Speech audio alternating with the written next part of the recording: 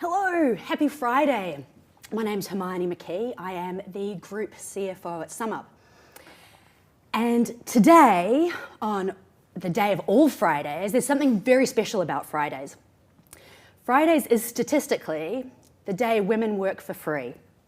So what could we better be doing on this Friday, ahead of International Women's Day tomorrow, than actually talking about financial literacy and thinking about ways we can actually address this and come together as women to try and improve some of those inequalities that exist, particularly in the world of finance.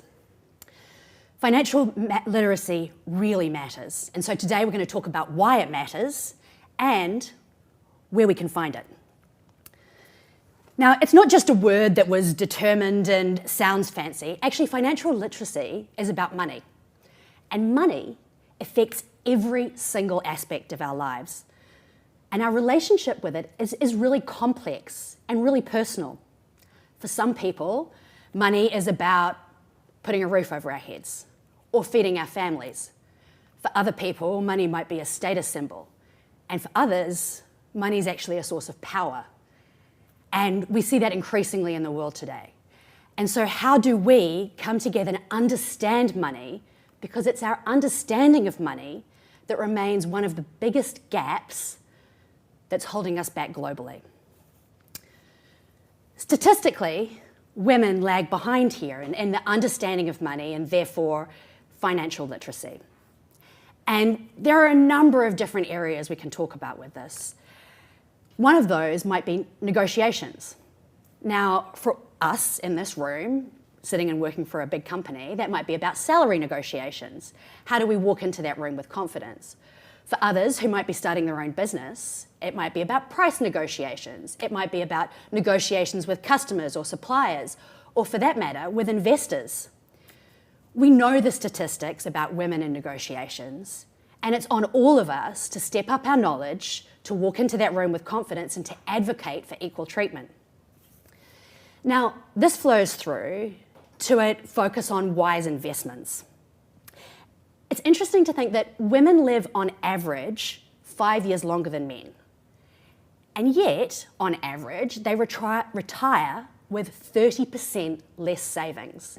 That is a meaningful difference and has a meaningful impact on the way women can operate through their earning lives, their investing lives, and through their risk tolerance. And we're going to talk about that. But growing wealth is not as complex as it might seem, and we can quickly demystify some of the core components there.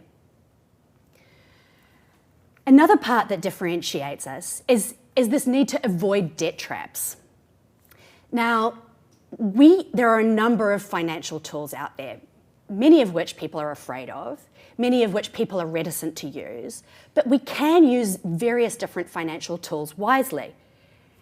And we must always, within that context, retain a focus on cash flow, because at the end of the day, the cash flow is the real money. And all of us leads this through to financial independence. Now, if we imagine a world where everyone has the knowledge and confidence to make smart financial decisions, in that context, financial literacy isn't about budgeting, which people don't like, it turns out. It's actually about empowerment. It's about how we can create our own choices and sustain that over time. When women have financial knowledge, they actually make better decisions for themselves, for their families, for their communities, and that has a real impact on the well-being of those communities and beyond. So it's very important that we do not rely on others in the long run and in the short term for our own financial well-being. Now, it's all well and good, but the current economic environment is full of uncertainty. This is not news to anybody. Not only is the world uncertain, but at a macro level, the economic environment is very uncertain. We don't know what prices will be tomorrow. We don't know what rates will be tomorrow. We don't know what our world is going to look like in 6 months' time, let alone 2 years' time. But that doesn't mean that we should all sit and hide in a room until that uncertainty is over. Because actually, in certain times, uncertainty can create opportunity. And in times of uncertainty, it's even more important to be well educated, and to be making the right decisions about what we're doing with our money. And this applies both to us on a personal level, as well as to small businesses, as well as to big businesses that operate globally. Understanding the uncertainty and being able to apply basic tools to try and reduce that uncertainty for ourselves is a critical component of financial literacy. Now, one interesting thought around this is that 2 years ago, in a world that was theoretically more stable, you had to pay to keep money in the bank. Actually, I'm going to say 3 years ago now. You had to pay to keep money in the bank because interest rates were negative. We were actually receiving negative interest on our savings. Now, you can find current accounts where you can access your money daily that actually generate 2 to 3% on the money that you store there. And that's a function of uncertainty. And so this is a really different way to think about the risks associated with uncertainty and what you're doing with that money in times of uncertainty. Now, this being said, there is this focus on balancing risk and reward, and it is a very delicate thing. And it's also a very personal thing because everybody's risk tolerance is very, very different. Every individual has a risk tolerance that depends on their personality. Now, how well do you sleep at night in terms of stress? There are some people who simply do not sleep. There are others who go to bed, sleep like a baby for 12 hours, wake up the next morning and put themselves at more risk. Personality has a very, very large impact on our own risk tolerance and therefore what we feel comfortable doing with our money and our resources generally. Our family has a big impact on that. What is the family environment you grew up in? How did your parents behave with money? What family do you have now? I know for me, 10 years ago, I had a much higher risk tolerance than now when I have 3 small children depending on me. That has a very large impact on your ability to tolerate risk, both personally and financially. Obviously, it depends on your current finances. Somebody who's got a very large wealth base to fall back on can naturally take more risks. It depends on your age. If you are nearing retirement, you have to be more careful about ensuring you retain and keep a nest egg for retirement than somebody who's in their 20s who actually can maybe afford to lose it all and start again. These things have a very big impact. And then finally, obviously, your knowledge and what you know about finances and the things that you can do with that money. But that's something that we can change and that we can address. And this is something that we're going to talk about today, but there is no one correct path here. And then the final thing is the environment around us also obviously influences our willingness to take risk. And that might be our peers, that might be the political environment, that might be the geopolitical environment. All of these things have a big impact, and the only thing that can mitigate that is increasing your own knowledge. And this is where it's on all of us to actively seek that out. Now, the first topic is when we talk about investing wisely. I'm going to talk super generically here because I'm not going to give out investment advice. That's not my place and not my area of specialty. But I think that it is important for us to understand and acknowledge some generic truths. And the first of those is about learning. We start off with being clear on our objectives. What are the objectives for this investment? This might be you investing in your own business. I want to start a business to create my own independence, to create a business that I can hand to my children or that can pay my rent on a day-to-day basis with the freedom to do what I need. It might be about, I want to be able to buy a house in 2 years' time and I'm going to start saving for that. There are a number of different objectives that might drive your investment approach. And you need to be very clear on what that is and understand why you're taking those decisions. This means you need to think about the future commitments that you have. You have objectives, but before you can reach that objective, you also need to pay rent and you need to buy food. You may need to pay people's salaries, and all of these things play into this. How do you think about the components of those? As part of that learning experience, I think that one of the most important things is to talk to people about it. And particularly as women, it's not often that we sit in a room together with a glass of wine and talk about money. That's a massive gap, because the more we talk about this, the more we learn, and the more we learn from each other. The other component here is to identify experts, which is a natural thing, but in the world today, it's quite hard to identify experts. And so really be thoughtful about, what advice am I taking? What advice am I going to ignore? And how am I going to employ this in a way that's relevant and useful for me? And that process of learning is an ongoing process, as the world and environment around us is always, always changing. And that means our investment approach, our risk tolerance, our objectives are also always changing. And therefore, that learning process never stops. And that's about talking to people, reading, research. Really thinking about this is something that is an essential life skill you need to continue to develop over time. The other component is about cash. And for people who have been working at SumUp, they will have heard me talk about, we have our P&L and we have our cash flow. And these can be two very different things. When you work in a large organization, sometimes it is, you focus very hard on your P&L and I've got my revenue all the way through to my net profit. That can be very different to a cash flow. What matters is cash. Always what matters is cash, because that's what you pay people with. That's how you pay your rent. And that's what your customers are paying you with. And for us as individuals, that's also what matters.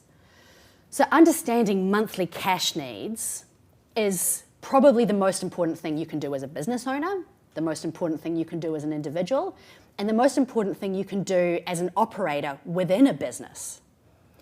Because without this, this is where you start to, the rubber hits the road. So once you've understood your monthly cash needs, then what you do is identify your excess cash. What is the stuff that I don't need this month? What is what I don't need in the next 6 months? And this might be 20 euros, it might be 100 euros, it might be 100,000 euros. All of these things, this is my excess cash. And out there, as I spoke about earlier, there are a number of different opportunities to put that excess cash to work for you so that you're working, but your cash is also working. And it might be finding a bank account where I can put this 100 euros aside for 6 months and earn 5% on that. I can put this 20 euros in a bank account that pays me 2%. All of these things are relatively risk-free, particularly in a developed market context where there's deposit guarantees. But even on a more global basis, and as you continue to increase your risk tolerance over time, you can actually start to see how that money can really work for you. And particularly in environments of uncertainty, understanding that and making that money work for you is increasingly important. As you do this, you need to ensure, coming back to this monthly cash needs, you're actually monitoring that cash liquidity, because sometimes that changes. At the beginning of the month, you might say, I need 500 euros this month. Anything can happen. And so actually monitoring that and really keeping an eye on what that looks like, for me as a financial steward of this company, is important. For you as individuals and for people all with small businesses across the globe, that is critical, to consistently monitor that and ensure that you have that buffer. And then obviously diversifying where your cash is stored and invested is also important, depending on how much is out there and what that looks like. But I think what's really important here is that you need to keep your eyes on the long game, so that this is not worth doing because this is going to get me 5 euros. This is not worth doing. It's always worth doing. Even if just for the education component, it is always worth doing and always worth going through these various steps. And starting today is the best time to start. Sorry, that sounds cheesy, but it is what it is. I think the other component of this is when you actively manage a business, it's not just about I'm managing my marketing activity and I'm managing my inventory. I need to make sure I've got enough to sell. I need to make sure that the staff are on the desk at the right time. we can actually more actively manage business finances, and that can really accelerate growth.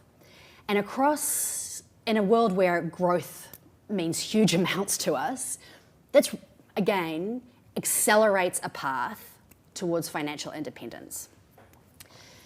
Now, historically and for many cultures, using debt has been a big, scary topic and a big no-no.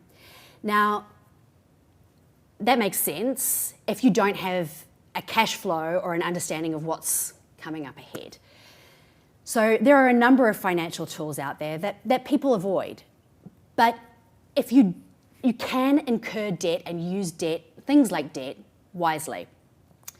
Ensuring that if you do incur it, it's offset by gains in asset value, over which you need a long time horizon to be sure of.